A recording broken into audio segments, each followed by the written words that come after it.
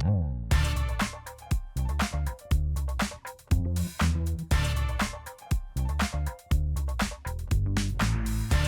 friends, welcome back to People Person. I'm your host, Kate Noel, head of People Operations at Morning Brew Inc. And today's episode is for every HR pro who's ever wondered if their company's ERGs are actually moving the needle or just moving some snacks around the break room. We're talking about the difference between performative and powerful. So how to build ERGs or employee resource groups that don't just host potlucks, but actually influence policy, leadership, and culture. And joining me is the one and the only Maceo Owens, who is the CEO and founder of the ERG Movement, the ERG homegirl herself, the go-to voice helping companies turn their ERGs into engines for inclusion, innovation, and impact. And today we're digging into what separates the check-the-box ERG from one that transforms a company from the inside out. So let's get into it, okay? Now, Maceo, we've all seen the classic ERG Playbook Awareness Month potluck. It's a panel, it's like a random newsletter, but then everyone disappears until next year. But you've built a career actually helping ERGs do things the right way and way more than that. So in your humble opinion, and it's an opinion that I care about, what separates the performative from the powerful? Yeah, I think that there's so much to that question. If our perspective of what makes an ERG powerful is in terms of like generating the business money and whatnot, well, in that case, it's going to be very hard for an ERG to be beyond performative. But if we're clear on what ERGs are here for, which for me, I really like to lean into them as internal marketing engines that just leverage community to help people to love a company more or to want to stay at them more. Huge business add to that, honestly. And executives, they typically understand that concept, especially when it's worded like that. Like in marketing, oftentimes we see people use community to drive customer loyalty, like in external marketing teams. This is the same thing that ERGs are doing internally. They're communities that drive internal loyalty. So, with that frame of mind, when I think about things that are beyond just performative, I'm thinking, well, what are the things that can help people want to stay at a company long term? For me, and I like to kick off with that because sometimes with the potlucks and the happy hours, they're well intentioned actually for one of the major three things that people do. Let me say that again. They are really well positioned for things that actually help drive that loyalty. There's three things in particular that I like to focus on. I call it the CGG framework. So, connection, growth, and give back. Three reasons. With that, potlucks, happy hours, they have that connection element to it. Unfortunately, it's not oftentimes very well done, very intentional. It's just like, hey, we're providing a space to come together. I think that actually getting more creative with our programming and being intentional about those opportunities to help people meet each other, that's a huge unlock that exists right now. Not to mention when it comes to growth, give back, two other things. I say those things in order because sometimes I actually have companies like full entire company bases vote on why they join ERGs, and it's always showed up in that order. They show up for connection, and that's why I like to say I don't want to shame the fun events. They do have a super important purpose to them. But even then, growth is another one. What are some ways that we can educate our members professionally, personally, and then give back opportunities to show up for communities externally? So that said, I think having that framework helps us to come up with programming throughout the year, which that's the other important unlock here is that you have to have a variety of all three throughout the year. You can't just do one or the other, which is a common thing with ERGs. To your point, a lot of them, they might just do a connection event, potluck, and that's it for the entire year, or just show up during their major month. But what you should do is you should have variety, switching things up throughout the year. This way you're engaging different types of members. That I was a love lot, that. but hopefully that made No, sense. no, no. Lay it on me and lay it thick. I love that. And I appreciate that walkthrough because, again, even with the conversation of ERGs, it tends to be, or it can be, a bit open ended, very broad. And so it doesn't allow for much action to possibly take place outside of exactly to your point, like the month in which like that ERG may be federally celebrated, I guess. But if you have the three in all ERGs have that same understanding, then you can also make sure that it's not just one group that's moving in a certain way, but it's like happening throughout the ecosystem of a company. And I was actually going to ask a follow-up question. When it comes to the ERGs with a company, perhaps there's more than one.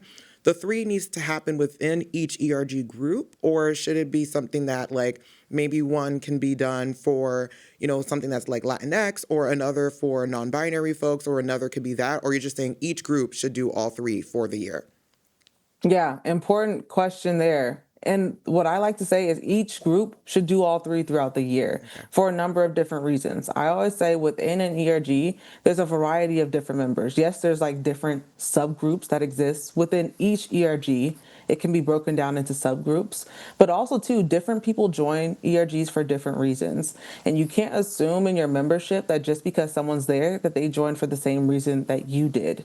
And oftentimes there are some ERGs who default to one of those three more than the rest. A lot of like ethnicity based groups do default to fun things because there's like the culture element there. Women's ERGs are notorious for only doing educational programming, speakers and panels all the time. So oftentimes I do think that that's a mistake that a lot of ERG leaders do, is that they just default to one of the three. But again, if people join for different reasons, that means that you have to do different types of programming. Otherwise, you're going to hit on the same people over and over again. All right, so I appreciate you giving all that walkthrough. And yeah, I guess you're right. We do tend to default to one thing more than the other. And so like the exercise then is to push ourselves out of our comfort, and to that's where the real growth is happening. And the more people are seeing it in different spaces, possibly the more digestible it can be, and they can be more receptive to what's being shared in the company. So a follow-up question I have for you is, from the HR people side, what would you say are the top ways to support ERGs so that they feel integral and not optional, which I know sometimes people could assume it's more of a luxury than a necessity. And I know you and I think that's not the case. Yeah, and I think it goes back to the positioning. And the way that I like to talk about these, I believe that ERG programs should run like businesses. I've always just been very entrepreneurial, so a lot of my frameworks come from the business world. This is one of them. It's called the 3Ps framework. In the business space, it's known as people, process, product. In the ERG space, I like to say purpose process programming when it comes to how we position an ERG program very well. Really, with purpose, having clarity on what the program is there for, what's in scope versus what's out of scope, what's the North Star metric. A lot of folks don't have the answer to that, which is like a big issue right now, that people can't answer clearly what is the ROI of their ERG program. Spoiler alert, I gave it earlier when I said that we are internal marketing initiatives that leverage community to drive long-term loyalty. I think that that should be every ERG program's kind of like purpose statement for many reasons. One being that it's like not legally like a red flag, where there are some things out there that folks are doing that are red flags. Nevertheless, having clarity on your purpose is super important. And also, as part of that, that means having a strategy for your program, how it develops over time. Processes, well, that's making it easy for people to operate the program. So, part of that is like the handbook. I always say if I was to go volunteer at a food bank, they wouldn't tell me to just go do, they would tell me what to do, how to do it. It would be very easy for me to show up and be a volunteer. Right now, that does not exist at large when it comes to ERG programs. And that's not just the handbook. That's also meaning what are the different tools that exist to support ERGs, and are all of the ERG leaders using the same ones? Also, even then, how do we have this centralized in one place so everyone can easily just identify what needs to be done, what goes where are the templates? There's so many pieces. The data piece is another one that comes into processes. So actually getting those down is thing two. And then finally, when it comes to programming, that is the actual things that the ERG leaders do. So that is the events, the communications, the activities. And with that, it's assumed that ERGs and ERG leaders are inherently experts at their community just because they care about or maybe even identify with the community. That's a huge mistake, because I don't know every single thing about like the Black community or Yeah. about women. And that doesn't inherently mean that I'm going to be an excellent community facilitator, which is what ERGs are. ERG leaders are at the end of the day, or community facilitators. That's a skill, and that's something that needs to be taught. Some people do inherently have it, but in general, it's something that needs to be taught. So those three things have to be done. You have to actually train your leads too. What does it look like to facilitate a community after you do those other two things first? But doing those things put together, that leads to proper positioning for an ERG program. And when you have that, that means that you have executive buy-in because you've clarified it with the process. You've made it super easy for the leads to show up in terms of the process. The purpose is what I meant to say first. You made it easy for leads to show up with the process, and then you've also trained them on how they can do programming that engages their members, and that's the programming part. No, I love it. And altogether, it's like chef's kiss. And I obviously understood that as well because you have people who volunteer. Like, this is not their job to do, right? Exactly as you said, they may have a passion for it or even just curiosity. It could be very much like, hey, I never seen a version of this maybe at my last job. And so let me see what they got going on over here in this group, in this company. But that doesn't mean they have the structured education to know how to lead these things effectively. And that's why I absolutely was obsessed with you when you came over to Morning Brew Inc. and you led the ERG workshop for us for our ERG summit. Yes, that's a shameless plug. We had an ERG summit. But in that ERG summit, it was fantastic to see exactly the things that you were talking about and just seeing people's faces like light up of like, oh my God, yes, like, of course this is like a business. And also, again, personal testimony, when I was able to pitch something like this to the executives and they're saying like, no, there is actual investment that can be done into this. There is training, there is learning, there is development, and world of a difference. Just seeing how like the past 12 months have been following that workshop that we were a part of with you. Everyone takes it more seriously. They understand that it's more than just vibes. Like, this is an intentional action. And I'm sure I'm preaching to the choir, but like seeing what today's landscape looks like right now, being able to be a company to say, well, they may be saying one thing, but we're doubling down on another, just goes, you know, it goes without saying like how important those things are to the folks who are a part of our company. Definitely. And people can tell when you've put that work into your program Okay. too. Like when you're intentional about your programming, when you have processes, that's even though it's good for the leaders, at the same time, think about it like they're managers. Whenever they can see that it's a clean process and getting folks onboarded into the program, now people aren't pouring 12 hours a month into ERGs. They're doing 2 hours a month because it's made super simple for them. They now respect the program more, and it's a domino effect from there. Having clarity of purpose. This way, not only can talk about why the ERGs exist, execs also have the simple language of why they exist, and then they can again pass on the message. But right now, a lot of it, and I get the space that we're in, and when I say that, I'm actually not even referring to like the political space. Even just with ERGs historically, they've been around now for over 60 years, but like 55 of them, they were super informal communities. Like, you just got together occasionally. That's what they were for the longest time. After 2020, when they blew up, and then all of a sudden they get budget, they get, executive support and all these things, like there became a time where we had to take it to the next level. And I think that because there's no formal ERG program manager training on what does it look like to take ERGs to the next level, that's kind of why a lot of companies are right now not super well positioned when it comes to their program.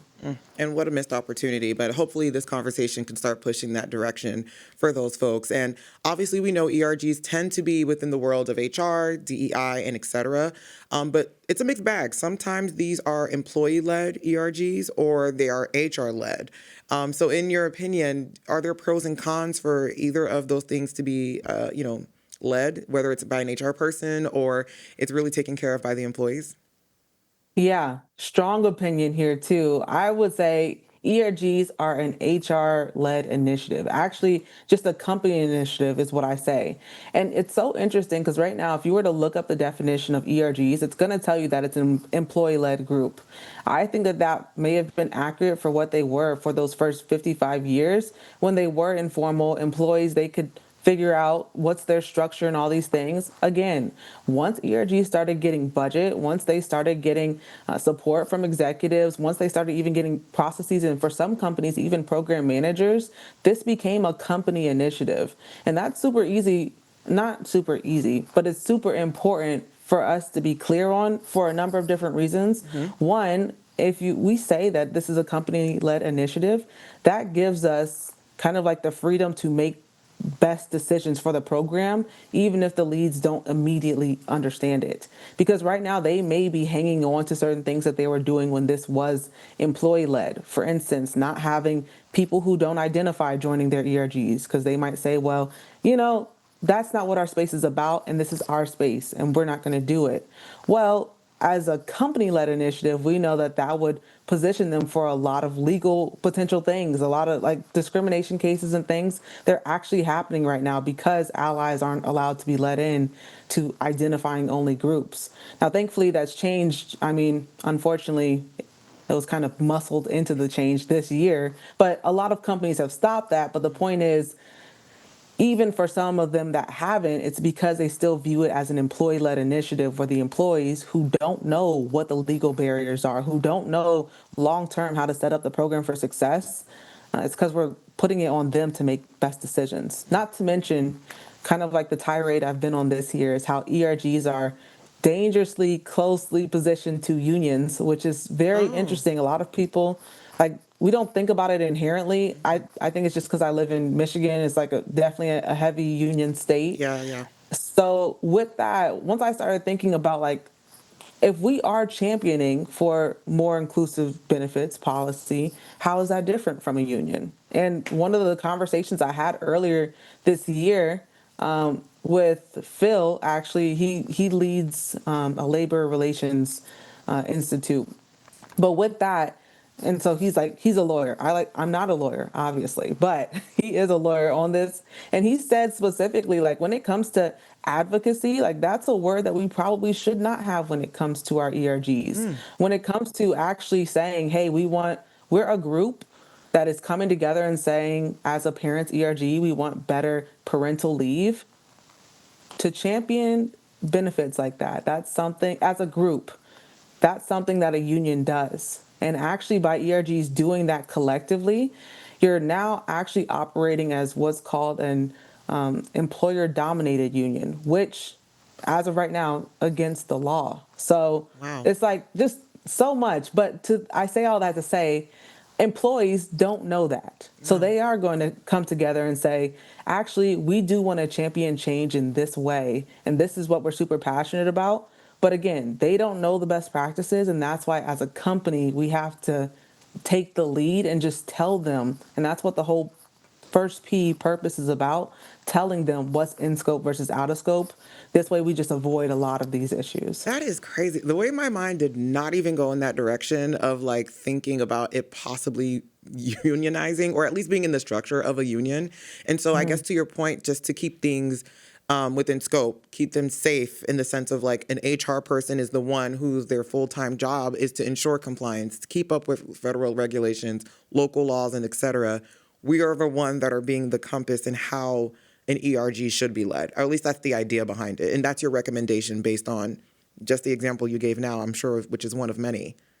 Yes, exactly. And yeah, the unfortunate part is that for a lot of folks, ERGs is not their full-time role Yeah. to manage.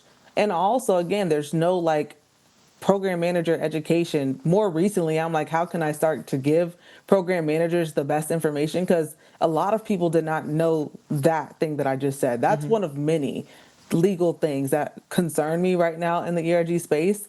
But I was just like, I feel like when I first became a program manager, that would have been something that I would have wanted to know. I'm sure in the past, I probably even told folks like, yeah, if you all want to go, make for like more inclusive policy, go for it. That's impact. But again, there's a lot of things that we might just assume good intent and say like, hey, that's a good thing to do, where it's actually putting the company in danger, which now means that it's the opposite of business impact. So yeah, it's an interesting space. No, it is. And I think it's still important to have the distinction of knowing that HR led doesn't necessarily mean that you are the one doing absolutely everything. Like you are just the Hmm. person at the head of the table, giving strategy, having people passed along to know where to go, but it's still going to require employee engagement. Like it's still going to require the participation because I know HR tends to be the group where we're the smallest, but the most exhausted because, our resources are just literally throughout the gamut of the company. And so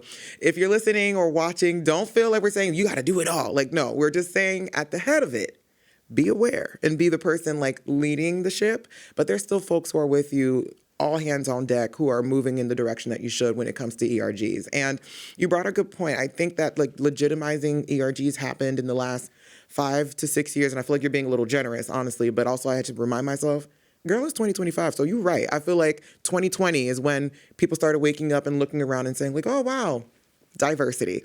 But with that being said, some spaces did get budget, whatever version of what that looked like. And there are spaces where ERGs in theory can exist, but we don't have the coin to support it. And so what advice would you give to those folks who are in the company or in a business or an HR person who exists in that type of framework where the ERG as a group and the collective is there, but we do not have the finances to support our programming or anything else we would be interested in doing?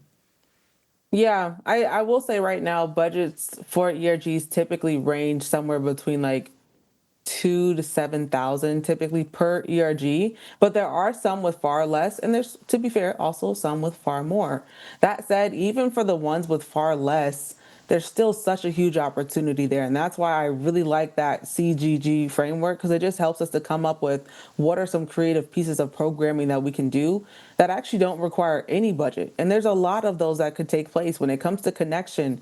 You can hop on a call and do, a speed networking, or even, for instance, I'll give a low budget example of something that I saw that was really cool from a veterans ERG where they did like an MRE tasting that had to cost maybe like, I don't know, $300. And maybe that could have been like the big initiative for the year if that's all the ERG had.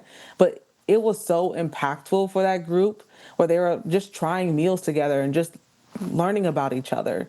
Or even when it comes to growth. So the first G, where you can have something where members can teach each other new skills. Your executive sponsor could offer up, a 15-minute time slot to do a coaching call with one of your members. There are so many things, and even when it comes to give back. So the second G, there's a lot of virtual volunteerism opportunities that folks can do. Yes, you can do all these things in person too, but I know that typically if there's low budget, there's also probably a virtual component. So there's a lot of things that can be done with absolutely no budget. I think the big thing is just giving the frameworks to the leads to make it so much easier for them to be able to execute. And I say this not in an offensive way, but with as little brain cells as possible because they're just so busy. Honestly, it's like if you have a full day job, Yeah. like there, for some of them, they have families outside, they're caretaking, all these things.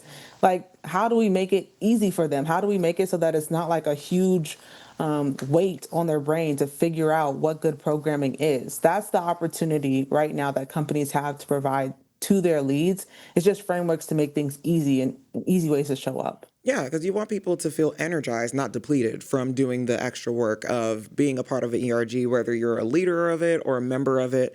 Like, you don't want people to feel like, oh, like, why? I don't have the time to do this. Like, exactly to your point. And it's a fine line where it can easily become that. So you're absolutely right. The framework matters. And so if you were to advise an HR leader with starting an ERG from scratch, meaning like there's nothing in place, what would be your recommendation of where and how they should start?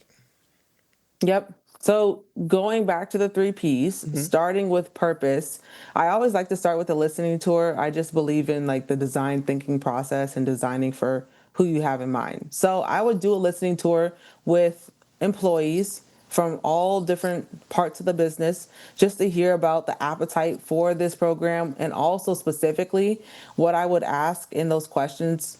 For those who are interested in volunteering, what does that look like to you? What's the time commitment? Because that'll help you to design the processes too. Or even for the people who are like, I would love to like attend events or participate, in Slack or wherever, asking them what are some topics that are of interest, because that will actually help to inform the ERG leaders on what types of programming to do. But also what's super important is having a conversation with your executives. This is the big one that a lot of folks sometimes skip and sometimes just do completely wrong. When you have that conversation with your executives, you first want to ask them, why do you think this program exists? Or to your point, if you're building it Yeah. and if they understand the concept of ERGs, you can say, what do you feel like this program would accomplish? And for some of them, they'll give you an answer. For some of them, they'll say, well, you're the subject matter expert. That's ideal for them to say that. But Okay. some of them do give an answer. And with their answer, like there's a 50% chance that they'll be wrong. And they'll say some of those things that we talked about earlier, Yes, like true.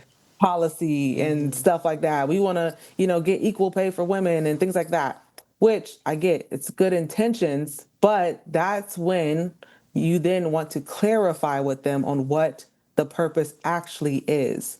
And that is super important to have it in that order. Ask them.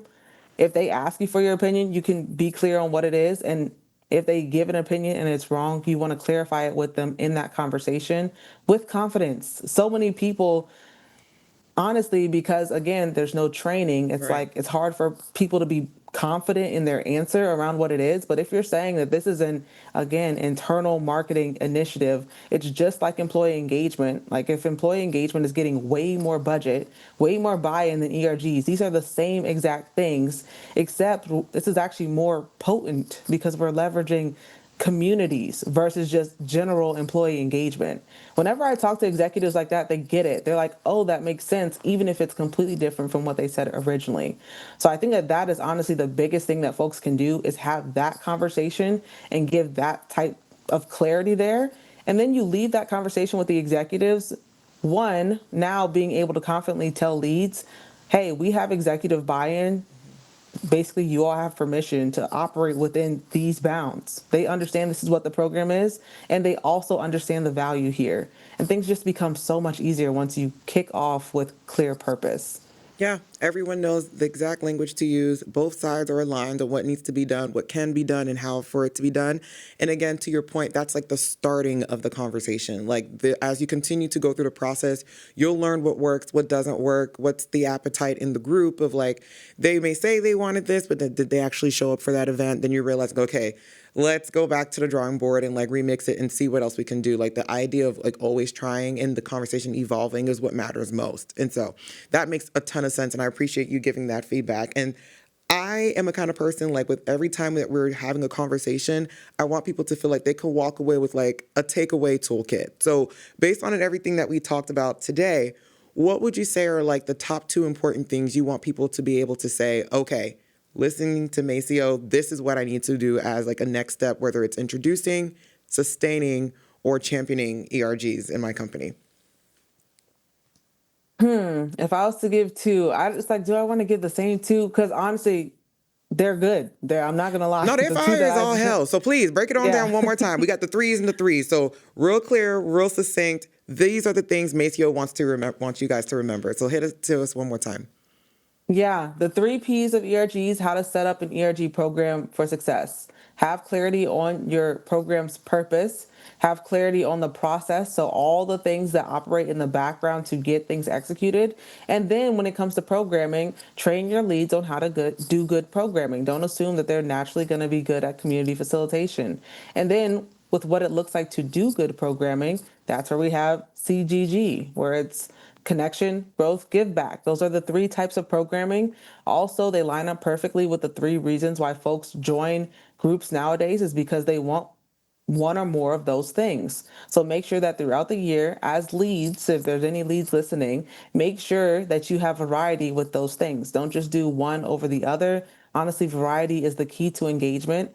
I know that right now there's low burnout in the space. I'm no reverse. There's high burnout, low Okay. engagement in the space, is what I see oftentimes.